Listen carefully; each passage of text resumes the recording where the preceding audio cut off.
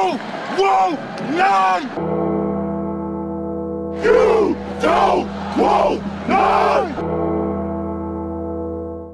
What's going on, Tar Heel Nation? It is your favorite North Carolinian, Russ, the Tar Heel, and in this huddle, we're going to talk about North Carolina's recent hiring of former Georgia Tech head coach Geoff Collins as the new defensive coordinator at Carolina.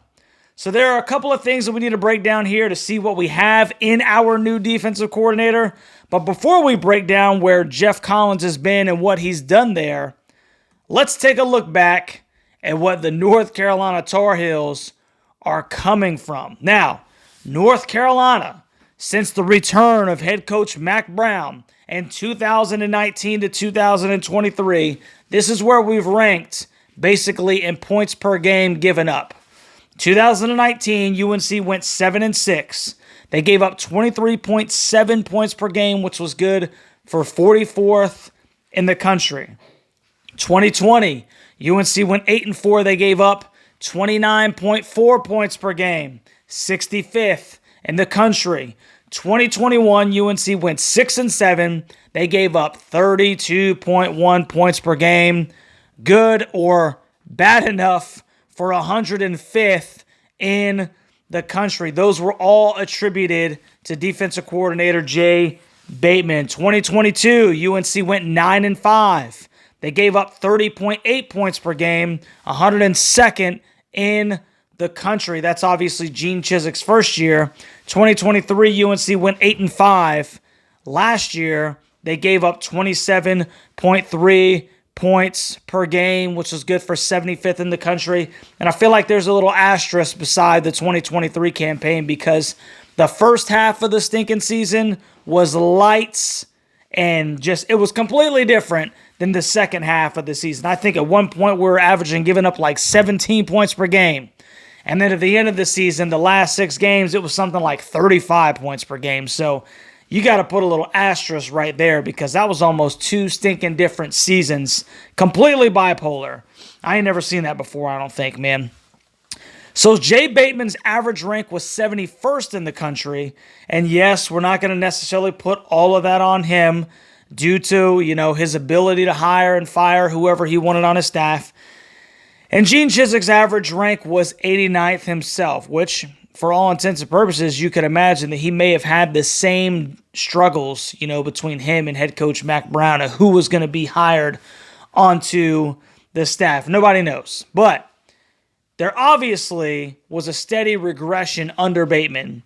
And it's really hard to tell with Gene because it was a tale of 2 different seasons in 2023. But let's look at what Coach Collins has done in his time as a defensive coordinator. Now, Coach Collins got his first defensive coordinator position at FIU in 2010. According to FIUsports.com, FIU averaged giving up 27.3 points per game, 169 yards rushing, and 199 yards passing for a grand total of 369 yards per game. Hey, we'll take that all day because it's been a while since we didn't give up 400 plus. FIU went 7-6. And that was the one season that Coach Collins was there. Now, he took a job as the co-defensive coordinator at Mississippi State in 2011. 2011, Mississippi State went 7-6. They gave up 19.7 points per game, which was good for 16th in the country. Obviously, we're talking about Mississippi State that plays in the SEC. 2012. He went 8-5. They gave up 23.3 points per game, 34th in the country. 2013, MSU went 7-6. They gave up 23 points per game, 33rd in the country.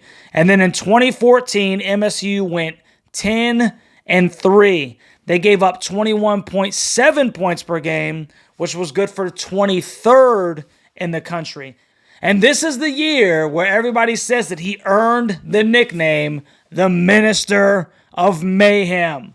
In 2014, MSU had the SEC's #1 red zone defense. Then he takes the DC job at Florida in 2015. 2015, this is where it just kind of picks up. 2015, Florida went 10-4. They gave up 18.3 points per game, 11th in the country. And then in 2016, he went 9-4. Florida went 9-4. They gave up 16.8 points per game. Good enough for 6th in the country. And then he takes his first head coach job at Temple. He amassed a 15-10 record at Temple. And then he goes to Georgia Tech and takes over the stinking helm. And it was not pretty. 10-28 as the head coach at Georgia Tech, including going 7-19 in the ACC. And I put that there just so we have a good basis of what we're looking at, right? So as a head coach, not very successful, if you take, a big picture look at it. But as a defensive coordinator, Geoff Collins has been a part of some fairly successful teams. So don't necessarily just look at those head coaching numbers and let them completely throw you through a loop. Sometimes being the head man is just not your bag, bro. There are times when someone fits better in a coordinator role, such as may be the case at UNC with Geoff Collins. Now, here's Coach Brown's statement according to CBSSports.com in reference to the hiring of Coach Geoff Collins. We couldn't be more excited to welcome Geoff Collins, his wife Jennifer, and their daughter Astrid to the Carolina football family, said Coach Mack Brown in a statement. Geoff is brilliant defensive mind. Geoff is a brilliant defensive mind who has been successful at a number of different locations as both a head coach and a coordinator. His experience shows that he knows what it takes to lead the men in our program, and he'll utilize that experience for the benefit of our defense. We were blown away when we interviewed Geoff. He was unbelievably prepared. He had watched all of our games, knew our personnel, and pinpointed the items he'd implement to improve our players and the defensive unit as a whole.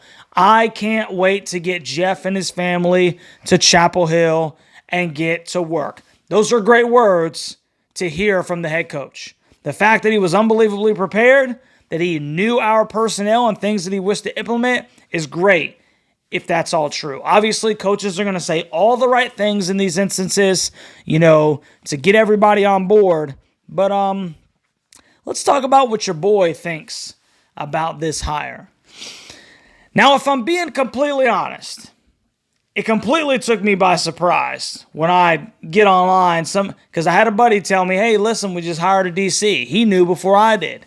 I get online and I see that it's Geoff Collins. And it took a second to process, I'm not going to lie, because I would have never foreseen that coming. But I have to say, if you get to know or you watch a couple of his interviews and you kind of look at how Geoff Collins interacts with the media, how he interacts with his players, et cetera, it's way different than Gene Chizik. Gene Chizik is kind of in all due respect, Gene Chizik is not the most fun guy to listen to talk during an interview. Geoff Collins is the complete opposite of the spectrum. Wildly entertaining. The guy is high energy and extremely personable. He's a pretty good evaluator of talent.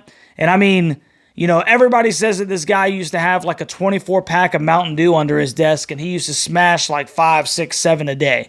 I mean, the guy's just high on caffeine all the time, dude. Just go, go, go, go, go. And you know what? Is that necessarily the worst thing for Carolina? I would say that it's not. Some high energy guy that's going to come in here and just get people zipping around, dude.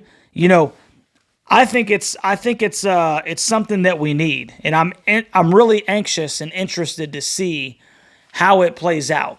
So I expect this defense to immediately, with Geoff Collins over there, play with more passion and pride. If they take on his persona in any way, shape, or form, which is obviously what I think we really need coming from the sideline. But what does Tar Heel Nation think about this one? I'm genuinely interested, so put it down in the comment section. How long does Geoff Collins have to make this thing work? And what are your expectations of Geoff Collins in the first year? If you haven't already, please like, share, subscribe to the channel, and consider becoming a member of the Huddle Hooligans to support said channel. North Carolina hires Geoff Collins as their new defensive coordinator. We'll see how it all works out, baby. Love you, Tar Heel Nation, and we will catch you on the next one, baby.